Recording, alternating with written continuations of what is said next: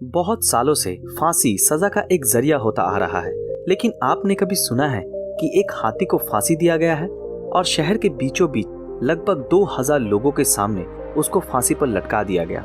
जी हाँ दोस्तों, आज हम बात करने वाले हैं ऐसे ही एक हाथी के बारे में, जिस कहानी को सुनकर आपकी आंखों में आंसू आ जाएगा। ये बात है अमेरिका के टेनिस शहर का, जहाँ पर 40 पार्क्स नाम का एक सर्कस कंपनी था, जिसमें मैरी नाम का एक एलिफेंट था जो वहाँ पर सर्कस दिखाता था। इस समय 40 पार्क्स अमेरिका का एक फेमस सर्कस कंपनी हुआ करता था।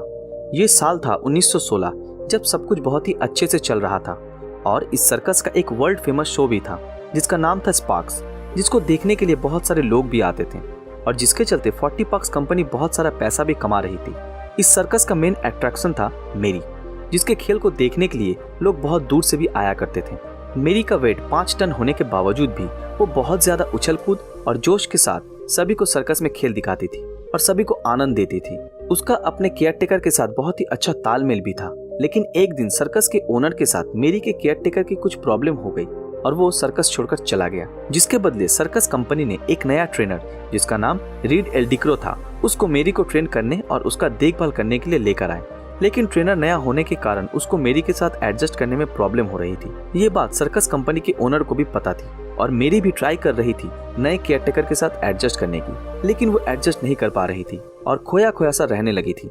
कैसे भी करके सर्कस में तो शो मैनेज हो रहा था, लेकिन एक दिन इस सर्कस का एक रोड शो था और जिसमें मैरी भी थी, जो इस शो का एक मेन अट्रैक्शन भी थी। उस दिन उसका केयरटेकर मेरी के ऊपर बैठा हुआ था और मेरी रोड पे चल रही थी।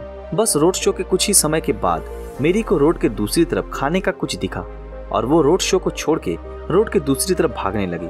इस समय मैरी के केयरटेकर उसको कंट्रोल करने की कोशिश कर रहा था, लेकिन मैरी पागलों की तरह उस खाने की तरफ जा रही थी, क्योंकि उसको बहुत सारा बनाना दिख रहा था जिसको वो खाना चाहती थी। आखिरकार मैरी तो थी एक जानवर ही। ये बात रीड को समझ नहीं आई और मेरी को कंट्रोल करने के लिए कुछ तेज चीजों से मारा, जिसके कारण वो चोटिल हो गई और उसके शरीर से बहुत सारा खून निकलने लगा। और इस चोट से मेरी को बहुत गुस्सा आया और मेरी ने अपने ऊपर बैठे रीड को एक झटके में नीचे जमीन में फेंक दिया और रीड के ऊपर पैरों से हमला कर दिया, जिसके कारण उसी समय रीड, जो मेरी का ट्रेनर था, उसकी मौत हो गई। मेरी के इस गुस्से के कारण वहाँ पर जो भी सर्कस देखने आए थे वो सब लोग भागने लगे। इसके बाद सारे लोग उस बेजुबान मेरी के ऊपर हमला करने लगे और उसको मारने लगे, जिसमें सर्कस के कुछ लोग भी शामिल थे।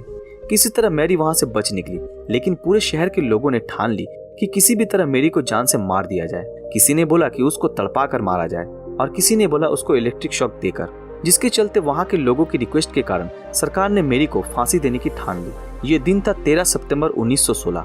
इस दिन मैरी को फांसी दी गई थी लगभग 2000 लोगों के सामने। मैरी एक एशियन एलिफेंट थी। उसको उठाने के लिए 100 टन वजन उठाने वाला एक क्रेन को लाया गया, लेकिन पहली बार जब मेरी को क्रेन से लटकाया गया तब क्रेन का चेन टूट गया और मेरी क्रेन से 20 फुट नीचे आ गिरी और उसका गर्दन टूट गया और खून निकलने लगा। फिर भी वहां पर देखने आए लोगों में से किसी का भी दिल थोड़ा सा भी नहीं पिघला और फिर से मेरी को चेन से बांधकर क्रेन में चढ़ाया गया और आखिरकार तड़पते हुए वो मर गई। दोस्तों, मेरी एक बेजुबान जानवर थी और उस दिन उसको खाने पर रोका गया था और ना मानने पर उसको मारा भी गया था, जिसके कारण मेरी गुस्से में आकर रीड को मारा था और इस गुस्से के कारण उसको फांसी पर लटका दिया गया। उस दिन मेरी को मारा नहीं गया था, उस दिन इंसान की मानवता को मारा गया था। हम इस दुनिया में सबसे ज्यादा इंटेलिजेंट होने के बावजूद भी हमने मेरी जैसे एक बेजुबान जानवर को मार दिया और ये चीज दिखाता है कि इंसान सिर्फ इंसान के बारे में ही सोचता है, किसी और की नहीं। ये कहानी इंसान की क्रूरता को दर्शाता है। इसके बारे में आपका क्या ख्याल है, हमें कमेंट में जरूर बताएं।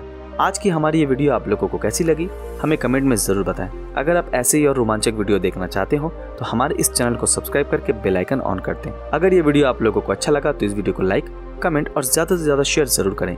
तो मिलते हैं आपके साथ अगले वीडियो में, तब तक के लिए अलविदा।